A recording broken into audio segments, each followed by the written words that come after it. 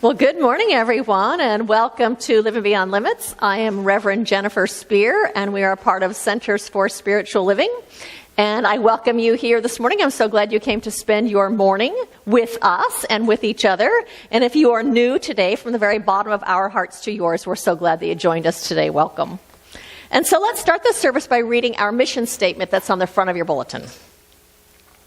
We are a sanctuary where people can discover and reveal the presence of God within their own being and experience their oneness with all life. Through the realization of this inner presence of love and peace, we give way to the evolutionary impulse of the divine and become a beneficial presence in the world. So that's what we're doing here at Living Beyond Limits, is we're giving ourselves the opportunity to feel and sense and know and remember that, yes, we are individualized expressions of that one infinite presence, infinite power. We are incarnations of love and peace and wholeness and good, that we can never be separate or apart from that source of all things because it expresses as all things. So that means then that what is the nature of spirit, the nature of the divine, is our own divine nature. That means that we cannot be separate then from intelligence or order or peace or love or good, because it is innate to our being. So what happens is, as we wake up to that fact that we are spiritual beings, here having a human experience as incarnations of that one, that then when the world is not being kind or caring or generous or peaceful, we aren't as reliant on the world to be that for us, because we can tap into that within ourselves. And so as we then anchor into our own peace and bring that forward, or our own love and bring that forward, we transform our relationships, we transform the conversations we're having, we transform whatever it is that we are involved in. And because everything is connected to everything else, we are part of this collective whole of humanity. What we do contributes to that whole. And so as we act from peace or love or kindness or generosity, that acts as ripples on the pond and affects the whole, because everything's connected to everything else. And so I thank every single one of you for answering the call of your own spirit to be walking this path, to be being a beneficial presence in this world, and to be expressing your own spirit in a way that only you can do. So thank you for that. You know, as human beings, whether we are aware of it or not, we all want to matter. And not just do we want to matter, but we also want to feel like we are living our purpose as we live this life, like we are living with purpose. And so that takes on a myriad of forms for all different people in this world, from things like people choosing careers that they feel like are going to make a difference, from being a teacher to being someone who fixes cars, to being a stay-at-home mom raising children so that they will be good citizens and good people in this world. That need to matter and to be contributing and living with purpose also causes us to do things like volunteer and donate money and support organizations that are doing good in the world, like the Red Cross, or homeless shelters, or even the Humane Society that takes care of animals.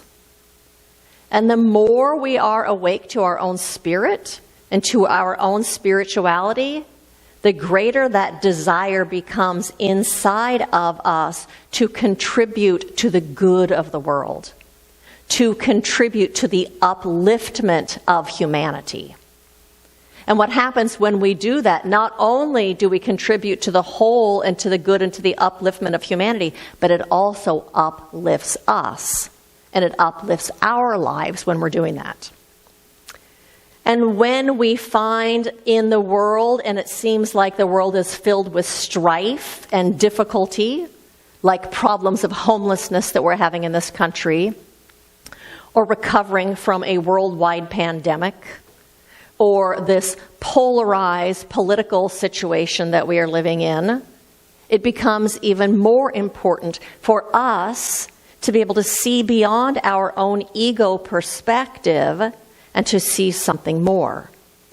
To be able to look beyond our ego perspective of us versus them.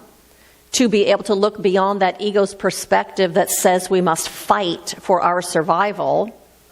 And instead, to be able to see through the eyes of truth, of capital T truth. Meher Baba, who was a spiritual master, Indian guru who was called the Awakener, said, "It is characteristic of the ego that it takes all that is unimportant as important and all that is important as unimportant." Boy, isn't that true? Our ego thinks that status and class are of such importance. Our ego thinks that political party or ethnicity or wealth or someone's opinions are of the utmost importance in this world. And those things, through the ego's perspective, become the defining factor of someone's value and someone's worth. They become the defining factor in our ego's eyes of someone's lovability or someone's deservability. And when we are only looking through that ego perspective, what happens is we forget the perspective of our spirit. We forget that we are all part of this one human family. We forget about the truth that this one human family is part of the oneness of life itself. That ego's perspective causes us to forget the love that we are. It causes us to forget that love is our own spiritual nature. And because we are spiritual beings, as spiritual beings, we long to live in that felt sense of oneness. Oneness with the whole and oneness with each other. Because when we are in that place of oneness, we are in a place of inclusion. And we are in a place of love. And that's where our soul longs to live. That's where our spirit longs to live. And so one of the problems, the things that causes us from living from that spiritual perspective and from our heart and from the love that we are, is our childhood conditioning.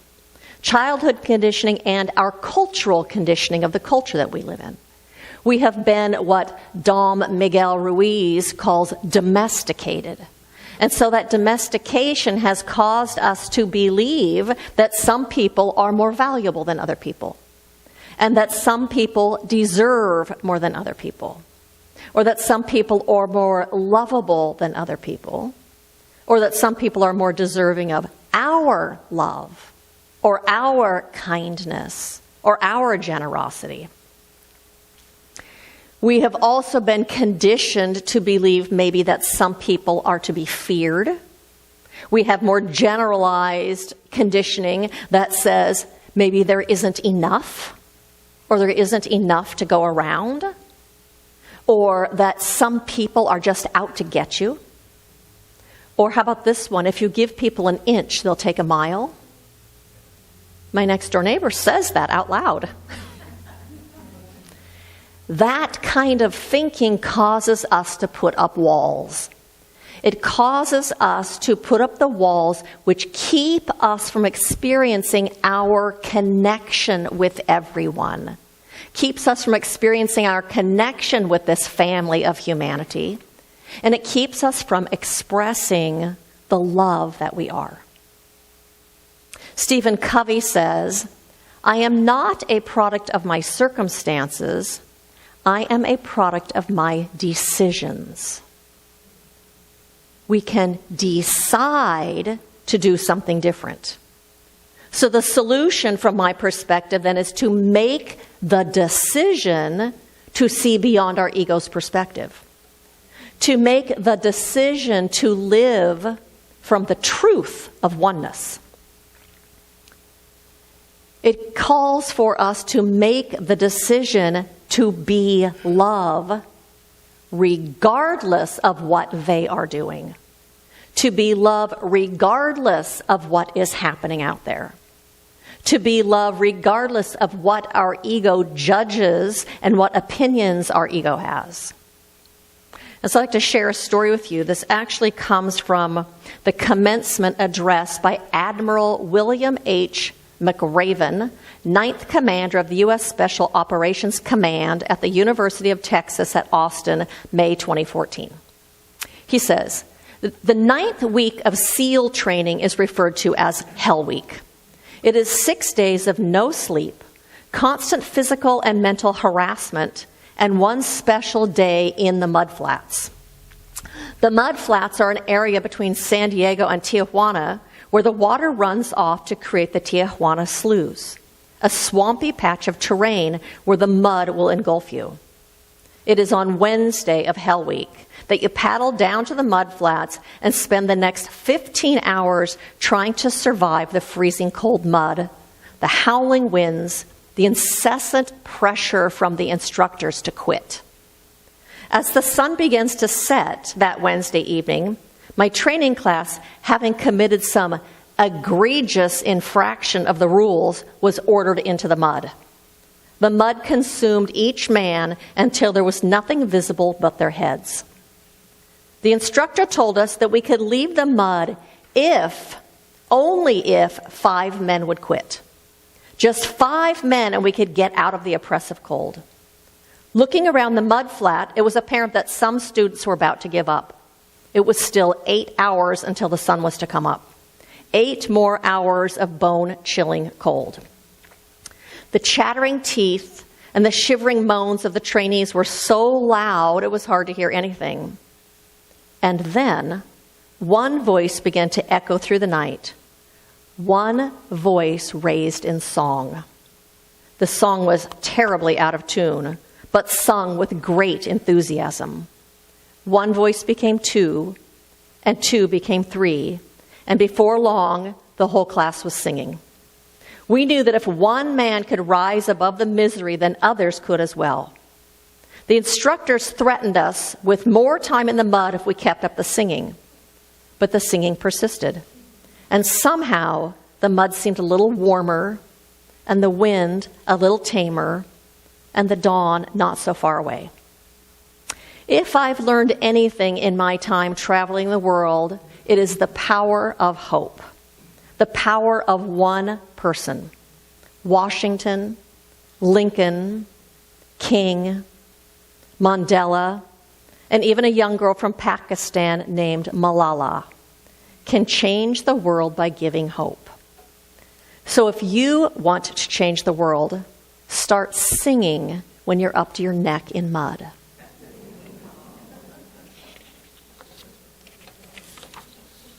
That means not to give up being the light when life is difficult. It means not giving up being the light when people are ugly. It means not giving up on being the light when things are hard. Instead, what we do is we buckle down and we recommit ourselves to being the light, to being the love that is our essential nature, and to living from the truth of oneness. And so the title of my talk today is A Proliferation of Arms. And I'm talking about these arms. I'm talking about the arms of us and the arms of humanity. I'm talking about when we see through the perspective of truth, through the perspective of the oneness of humanity, and then we live from the love that we are, that vibration uplifts and heals. That vibration uplifts and heals us and those around us, and it raises the vibration of the whole. Thich Nhat Hanh said, "When you're around a group of people, Although you want to be yourself, you are consuming their ways. The way we make decisions, our likes and dislikes depend on the collective way of seeing things. You may not see something as beautiful, but if many people think it is beautiful, then slowly you become to accept it as beautiful. Because individual consciousness is made up of collective consciousnesses. That's why selecting the people you're around is very important. It's important to surround yourself with people who have loving kindness, understanding, compassion, because day and night we are influenced by the collective consciousness. That's one of the reasons we come here, to be in this collective consciousness, because it helps raise us up, which in turn helps us move out into the world with a higher vibration, being more love. So what happens is, as we spend time in here, we go out and we share that vibration with the world. And being the light that we are, and shining our light in the world, causes other people to remember their light. When we are out in the world and we share our love, it reminds other people of the love that is in them. When we're out in the world and we come from kindness, it reminds others of their kindness. When we are in the world and we act from compassion, it reminds others of their compassion. Do you remember that I've talked about how there are so many studies that show when someone acts with kindness out in the world, that it affects the person who is giving the kindness, and it affects the person who is receiving the kindness? And studies show even more, it affects the person who witnesses the kindness. It changes how they behave in the world. Our energy and our actions affect the collective. And so I have another story to share with you. It says there was a very wealthy man who was bothered by severe eye pain. He consulted many physicians and was being treated by several. He did not stop consulting a galaxy of medical experts. He consumed heavy loads of drugs and underwent hundreds of injections. But the ache persisted with more vigor than before. At last, a monk who was supposed to be an expert in treating such patients was called for by the suffering man. The monk understood his problem and said that for some time he should concentrate only on green colors and not let his eyes fall on anything that was not green. It was a strange prescription, but he was desperate, and so he decided to try it. The millionaire got together a group of painters and purchased barrels of green paint and directed that every object his eye was likely to fall on to be painted green, just as the monk had directed. When the monk came to visit him a few days later, the millionaire's servants ran with buckets of green paint and poured it on him, since he was in red dress, lest their master see any color that would create an ache in his eye and let it come back. Hearing this, the monk laughed and said, "If you had only purchased a pair of green spectacles worth just a few dollars, you could have saved these walls and trees and pots and all the other articles, and you could have saved yourself a large fortune. You cannot paint the world green. Let us change our vision, and the world will change accordingly. It is foolish to shape the world. Let us shape ourselves first."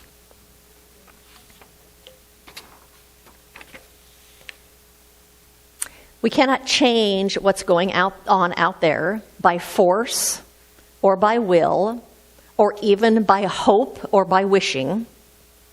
We change the world by changing consciousness. And we begin by changing our consciousness. That means something like moving from fear and judgment to being the change we wish to see in the world. A Course in Miracles says, what you perceive in others, you are strengthening in yourself. And that means to me that if you see people as undeserving out there, you're going to also see yourself as undeserving. Maybe not all the time, but some of the time. If you see people out there as unlovable, you're going to see yourself as unlovable.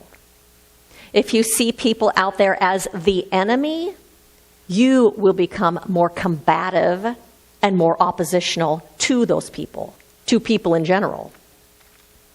If you see everyone out there as family, you are going to become more inclusive.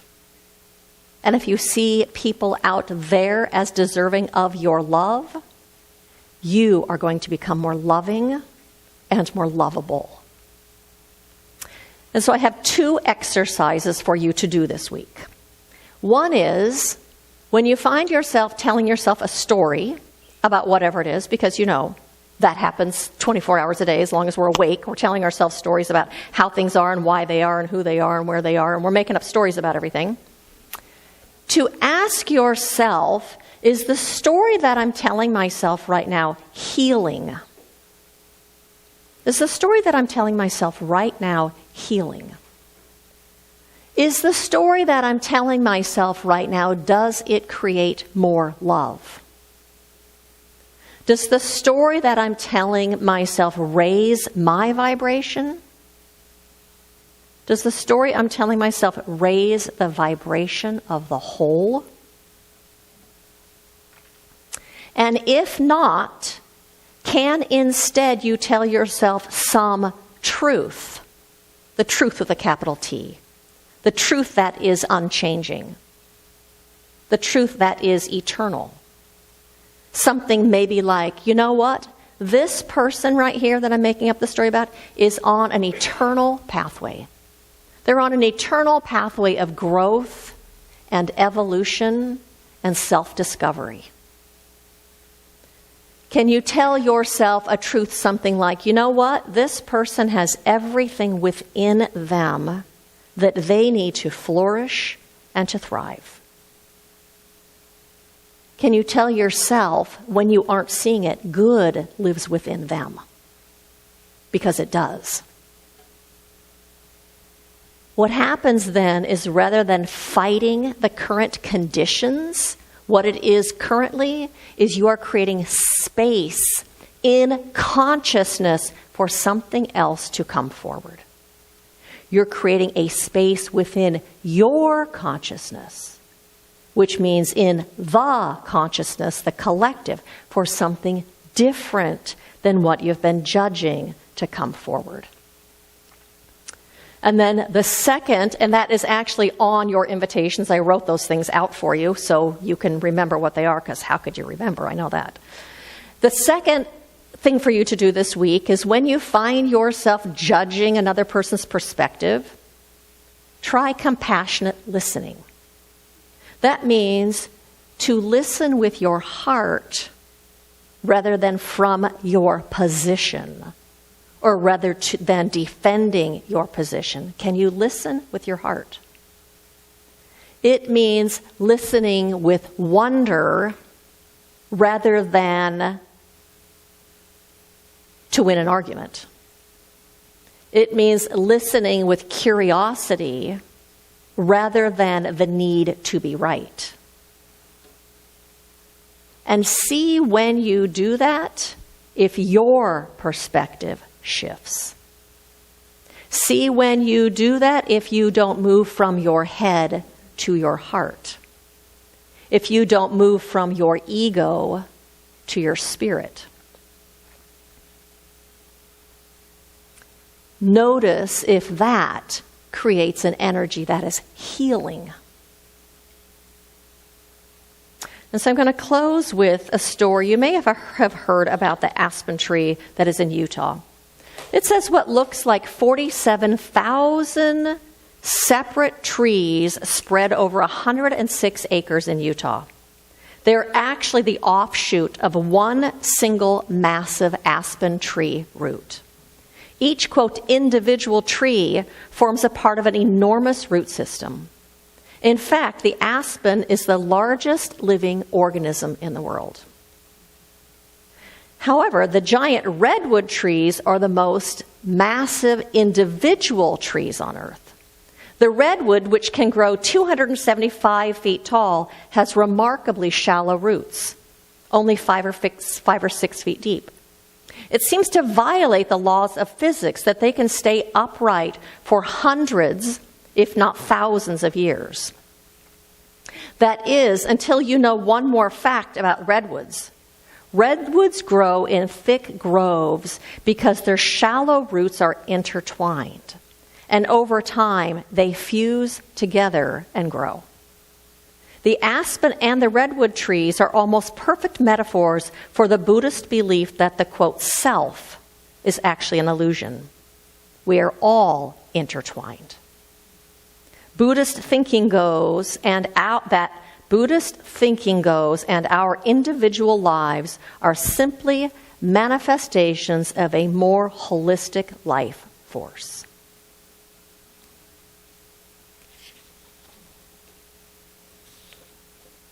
So my invitation to you this week is to remember who you are. To live from the love that you are, and to live from the light that is expressing as you. And when you find yourself in judgment, to ask yourself, is this healing? Does this create greater love in the world? Does this raise my vibration and in turn the vibration of the whole? To practice compassionate listening, to listen from your heart rather than your position, to listen with wonder rather than the need to win, to listen with curiosity rather than the need to be right. And in turn, we will be creating a proliferation of arms. And so blessings to each and every single one of you on this path of self-discovery, discovering your own divine nature and bringing that into the world in a way that is a blessing to everyone and in a way that is beneficial. Thank you for that.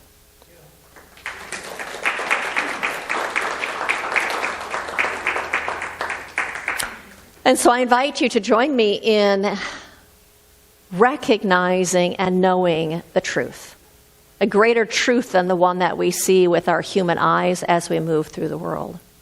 So I invite you to join me in aligning with that truth. And so what I recognize and know is that there is only one presence, one power, one life, one beingness, one energy, one love, one goodness. And it is this thing we call life.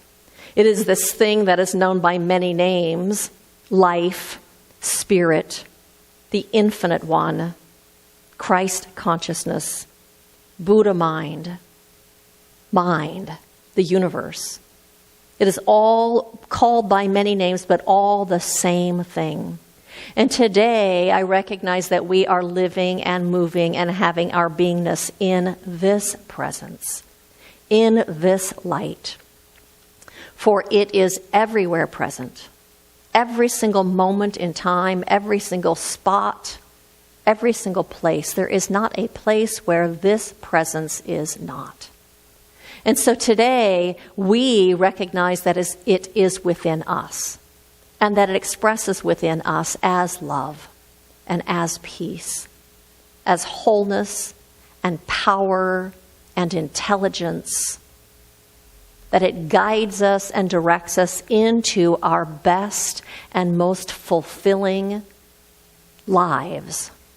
That we are here on this planet as incarnations of that one and bringing that light into the world in a way that blesses us and in a way that blesses all of those we come in contact with. For we are here today sharing our light and sharing our love.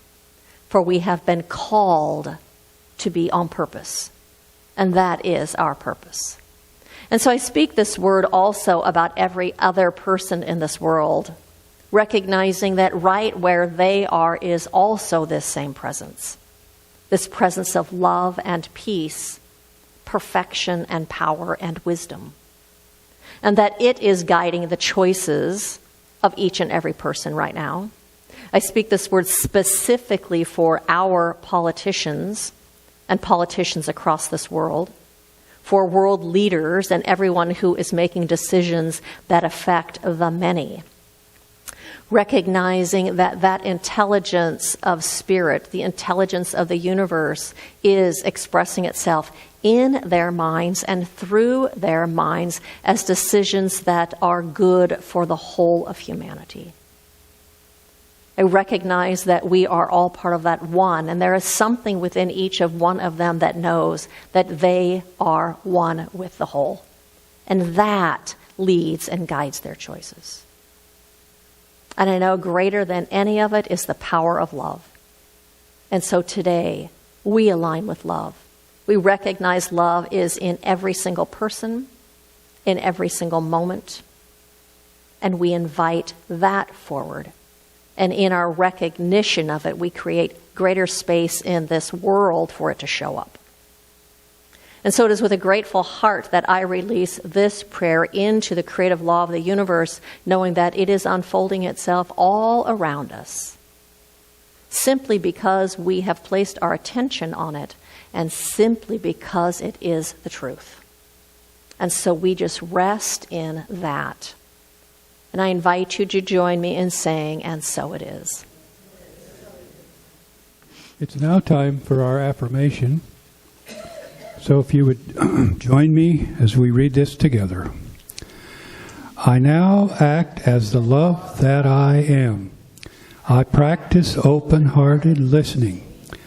I listen from my heart rather than my position. I listen with wonder rather than to win an argument. I listen out of curiosity rather than the need to be right. I create a proliferation of arms. And so it is. So I really only have one real invitation for you, is we are having a pancake breakfast combination with outreach. We're going to do cards for guys that are in the military and for some shelters on July 30th. It's going to be Chris Braunschweiger and Peggy Toole's house. I don't think we made a sign-up sheet. We'll have a sign-up sheet next week, but I want you to put it on your calendar for the 30th. It costs us $20, and we're going to have pancakes and eggs and sausage and fruit and lots of stuff, so it'll be fun, and we'll hang out and visit each other. The other invitations are just to follow us on our social media accounts. We are posting things now on Instagram. To check out our Instagram account and follow us and check in on Meetup and say that you're coming, because I think I looked yesterday and there's only 4 of us coming to church today. And, people don't want to come when they think there's going to be 4 people there. And our videos, the talks, are posted on YouTube and land in your inbox if you are on our mailing list, the videos from the Sunday service on Monday afternoon. That's it. So I invite you to repeat after me. Good fills my life now. Good fills my life now. I step into it. I own it. I celebrate it. And so it is. So it is.